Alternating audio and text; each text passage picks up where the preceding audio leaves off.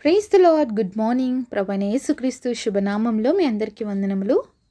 అనుదినం దేవుడి మాటల చేత బలపరచబడుతున్నారని నమ్మి దేవుని స్తుతిస్తున్నాను. బలపరచబడుతున్నట్లయితే దయచేసి పరిచర్య కొరకు ప్రార్థన చేయండి, అనేకులకి షేర్ చేయండి. చిన్న ప్రార్థన చేసుకుందామా. పరిశుద్ధుడైన మా తండ్రి, నీ ఘనమైన శ్రేష్టమైన నామాన్ని బట్టి వందనాలు ప్రభా. అనుదినం మాతో మాట్లాడుతున్న దేవా, ఈరోజు కూడా మా ఆత్మీయ జీవితానికి అవసరమైన మాటలతో మా అందరితో మాట్లాడి మమ్మల్ని బలపరిచి నీ స్వరాన్ని వినిపింపచేయమని యేసు నామములో ప్రార్థిస్తున్నాము తండ్రి, ఆమేన్. ఈరోజు దేవుని వాగ్దానము కీర్తనల గ్రంథము 18వ అధ్యాయము 28వ వచనం. నా దీపము వెలిగించువాడవు నీవే, నా దేవుడైన యెహోవా చీకటిని నాకు వెలుగుగా చేయును. Psalms chapter 18 verse 28. For thou will light my candle, the Lord my God will enlighten my darkness. దేవుడు ఇచ్చినటువంటి అద్భుతమైన వాగ్దానం మనందరి జీవితంలో నెరవేర్చబడును గాక, ఆమేన్. ఈరోజు మనము ఎంతమంది వెలుగుతున్నామండి? మరి ఇక్కడ దేవుడు వాక్యం చేస్తున్నప్పుడు నా దీపమును వెలిగించువాడవు నీవే అని చెప్పి భక్తుడు మొరపెడుతున్నాడు దేవుడి సన్నిధిలో. ఈరోజు మనం వెలిగించబడుతున్న దీపాల్లాగా ఉన్నామా, లేకపోతే ఆరిపోయిన దీపాల్లాగా ఉన్నామా? దేవుడు మన జీవితాల్లో మనం ఎప్పుడు కూడా వెలగడానికే, ఆయన వెలుగుగా ఉన్నాడు కాబట్టి మనం కూడా వెలగడానికి, ఆయన మండుతున్నాడు కాబట్టి మనం కూడా మండుతున్న జ్వాలలాగా రోషము కలిగి క్రీస్తు కోసం జీవించడానికి మనల్ని ఏర్పరచుకుని అన్నాడండి. అయితే ఈరోజు మన దీపము ఆరిపోయిందా లేకపోతే వెలుగుతుందా? ఈ రెండు మనకే తెలుసండి. వెలుగుతున్న దీపం ఏం చేస్తుంది తెలుసా? అనేకులకి వెలిగిస్తుంది. వెలుగుతున్న దీపము చీకటిలో ప్రకాశిస్తుంది. వెలుగుతున్న దీపము అనేకులకి మార్గదర్శకంగా ఉంటుంది. మరి ఈరోజు మన లైఫ్ ఎలా ఉంది? మన జీవితం ఏ విధంగా ఉంది? నిజంగా మనం వెలుగుతున్న వారుగా ఉన్నామా, లేకపోతే మన జీవితంలో ఆరిపోయిన వారుగా ఉన్నామా? ఆరిపోయిన దీపం దేనికైనా పనికొస్తుందా అండి? దేనికి పనికిరాదు కదా. మరి ఆరిపోయిన దీపము చీకటిలో ఉంటే చీకటే ఉంటుంది. ఎవరికైనా మరి మార్గం చూపిస్తుందా? చూపిద్దు కదా. చీకట్లో ఎవరికి మార్గం కనిపిస్తుంది? మనమే చీకటి అయిపోతే ఇంకొకరికి మార్గం ఎలా చూపిస్తాము?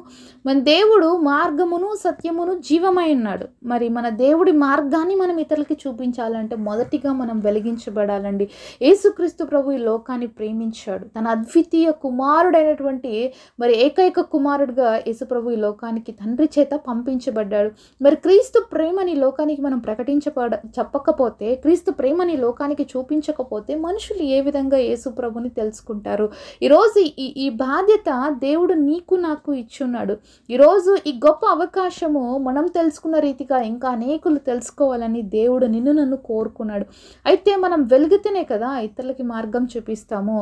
మరి గొప్ప దేవుడు మానవ జాతి కోసం ఎంత గొప్ప త్యాగం చేశాడో, మరి ఆ గొప్ప త్యాగము నీ జీవితంలో నువ్వు చూపించగలగాలి. ఆ క్రీస్తు ప్రేమను పొందుకున్నటువంటి మనము క్రీస్తు ప్రేమని లోకానికి చూపించగలిగిన వ్యక్తులుగా ఉండాలి. వెలుగుతున్న దీపము ఏం చేస్తుందంటే తను కరిగిపోతూ కూడా అనేకులకి వెలుగివ్వాలనుకుంటుందండి. మరి క్యాండిల్ని చూస్తాం కదా. క్యాండిల్ ఎలా ఉంటుంది? అది మనము ఎప్పుడైతే మనం వెలిగిస్తామో అది ఎంత పెద్దగా ఉన్నా ఏమైపోతుంది? కరుక్కుంటూ లాస్ట్కి ఎండ్ అయిపోతుంది దాని లైఫ్. కానీ అది మాత్రం అందరికీ వెలిగిస్తుంది. ఒక చిన్న స్టోరీ చెప్తానండి. ఒక వ్యక్తి మరి క్యాండిల్ షాప్లోకి వెళ్ళి డిఫరెంట్ క్యాండిల్స్ తెచ్చుకున్నాడంటే తనకి క్రిస్మస్ టైంలోనో లేకపోతే ఎప్పుడన్నా వాడుకుందామో అని చెప్పి. అయితే తను పెద్ద పెద్ద క్యాండిల్స్ తెచ్చుకొని పెట్టుకుంటే మరి ఒకరోజు ఆ క్యాండిల్స్తో మాట్లాడుతున్నాడంట. క్యాండిల్ నువ్వు నా ఇంట్లో వెలుగుతావా, నేను వెలిగించాలా అనుకుంటున్నానంటే ఫస్ట్ క్యాండిల్ అనేది అయ్యో వద్దండి, నన్ను వెలిగించొద్దండి, ఎందుకంటే నేను అరిగిపోతాను, మరి అప్పుడు నేను ఎలాగ నా పరిస్థితి ఏంటి అని అనిందంట.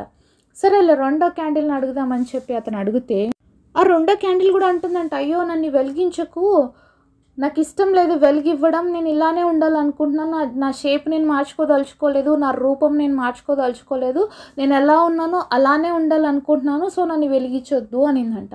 సరే అని మూడో క్యాండిల్ని అడుగుతాడంట ఆ వ్యక్తి. క్యాండిల్ నువ్వన్నా వెలుగుతావా, రెండు నేను వెలగనన్నాయి, నువ్వన్నా వెలుగుతావా అంటే తప్పకుండానండి, నువ్వు నన్ను తెచ్చిపోయిందే నేను వెలగడానికి, నేను వెలిగివ్వడానికే ఉన్నాను కదా, నేను అరిగిపోయినా పర్వాలేదు, నా షేప్ చేంజ్ అయినా పర్వాలేదు, నేనుగా ఉండకపోయినా పర్లేదు, కానీ నేను అనేకులకి వెలిగివ్వాలి అని ఆశపడుతున్నానని చెప్పిందంట.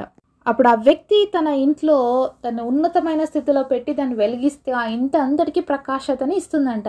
అయితే అది కరిగిపోతుంది కానీ వెలుగు మాత్రం ఇస్తుందనమాట. అప్పుడు ఆ వ్యక్తి అంటాడంట ఆ క్యాండిల్‌తో, నిజమైన క్యాండిల్ నువ్వే. ఎందుకంటే నీవు నీ పని ఏంటో తెలుసుకున్నావు. నువ్వు అరిగిపోతూ కూడా వెలుగునివ్వాలనుకున్నావు. కాబట్టి నువ్వు చాలా గ్రేట్ అని చెప్పి ఆ మిగతా 2 క్యాండిల్స్‌ని ఎత్తుకుపోయి డస్ట్‌బిన్‌లో పడేశాడంట. ఎందుకంటే నువ్వు వెలగనన్నావు కాబట్టి. కాబట్టి ఈరోజు మనం వెలుగుతూ అనేకులకి వెలుగివ్వడం అనేది దేవుడి ఉద్దేశం. అబ్బా నేను మారను, అబ్బా నేను చేంజ్ అవ్వను, నా షేప్ పోతుంది అని ఆ క్యాండిల్స్ మాట్లాడినట్లుగా అనేకసార్లు మనం కూడా చేస్తుంటాం కదా. నేను ప్రవర్తన మార్చుకోను, నేను ఇలానే ఉంటాను, ఇలాంటి జీవితమే జీవిస్తాను, అయినా నేను క్రైస్తవుడిగా ఉంటాను అని అంటే నువ్వు ఎప్పటికీ వెలగలేవు. క్రైస్తవ జీవితం అనేది కరిగిపోయేది, అరిగిపోయేది అనమాట. అంటే ఇతరులకు క్షేమం ఇస్తూ కూడా తను నష్టపోతూ ఉంటుంది అనమాట. కాబట్టి అలాంటిది క్రైస్తవ జీవితం. మరి క్రీస్తుని ఎరిగినటువంటి బిడ్డ ఏమైపోతారంటే నలుగుతూ ఉంటారండి. ప్రతిసారి వాళ్ళ జీవితంలో పోరాటమే, నలగటమే ఉంటుంది. అయినా కూడా వాళ్ళు వెలిగివ్వాలని ఆశపడతారు. మరి దీనికి సిద్ధపడితేనే నువ్వు క్రైస్తవుడు కావాలి.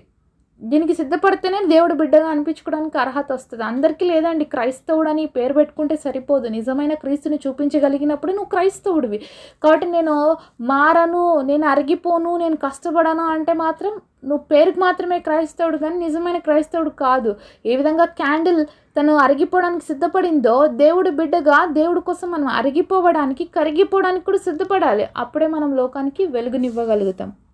కాబట్టి ఏ క్యాండిల్స్ అయితే వెలగవో అవి దేనికి పనికిరావు. డస్ట్‌బిన్‌లో పడేసావు కదా, అలాగే నిత్య నరకాగ్నిలోకి మనం పడిపోతాం అనమాట. అది కాదు దేవుడి ఉద్దేశం. అందుకనే భక్తుడైనటువంటి మరి కీర్తనకారుడు ఇక్కడ దేవుడితో మొరపెడుతున్నాడు, అయ్యా నా దీపం వెలిగించు, మరి చీకటిని నాకు వెలుగుగా చేయి.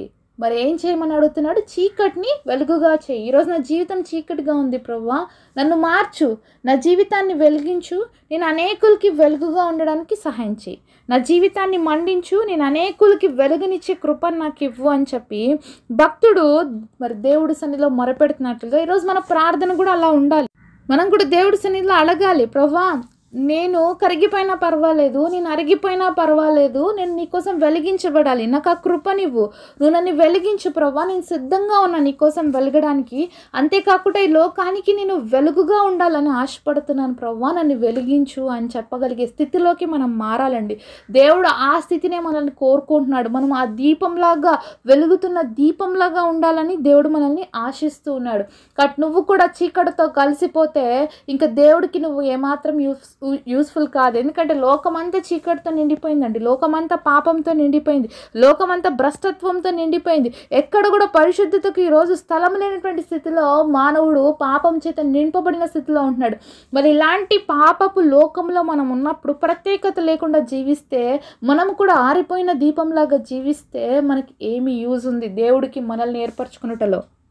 కాబట్టి ఈరోజు మనం దేవుడి సన్నిధిలో వెలిగే దీపాల్లాగా ఉండాలి, మండే జ్వాలల్లాగా ఉండాలి, రోషము కలిగి దేవుడి కోసం బ్రతకాలి.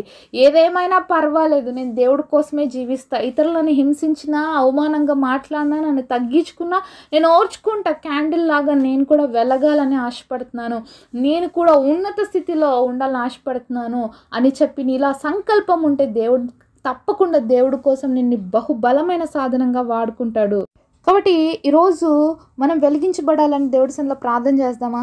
చీకటిని నాలో నుంచి తీసేయి ప్రభువా, నేను వెలుగుగా మార్చబడితేనే అనేకులకి గలుగుతాను అని చెప్పి దేవుడి సన్నిధిలో మొరపెడదామా? ఈ గొప్ప ప్రామిస్ నా జీవితంలో కూడా ఫుల్ఫిల్ చేయండి ప్రభువా.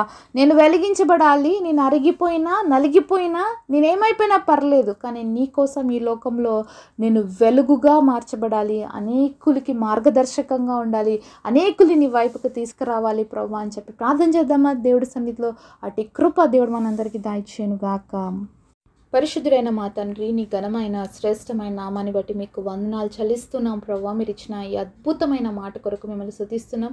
భక్తుడు ఏ విధంగా నీ సన్నిధిలో మొరపెట్టాడు, అయ్యా మమ్మల్ని వెలిగించు, చీకటి తొలగించు అని ఈరోజు మేము అందరం ఏక మనసుతో ప్రార్థన చేస్తున్నాం. ఈ లోకంలో ఉన్న పాపము, చీకటి మా చుట్టూ ఉంది. అయితే మేము ఆరిపోయే దీపాల్లాగా ఉండకుండా మమ్మల్ని వెలిగించు ప్రభువా. నీకోసం రోషం కలిగి బ్రతకటానికి నువ్వు మాకు అప్పగించిన పనిలో మేమందరం నమ్మకత్వం కలిగి అనేకులకి మార్గదర్శకులుగా ఉండి నీ వైపుగా నడిపించడానికి ఈ ప్రామిస్ని మా అందరి జీవితాల్లో ఫుల్ఫిల్ చేయమని యేసు నామములో ప్రార్థిస్తున్నాము తండ్రి, ఆమేన్. ఈరోజు బర్త్డే అలాగే వెడ్డింగ్ యానివర్సరీ సెలబ్రేట్ చేసుకుంటున్న మీ అందరికీ కూడా wish you happy birthday and happy anniversary. God bless you.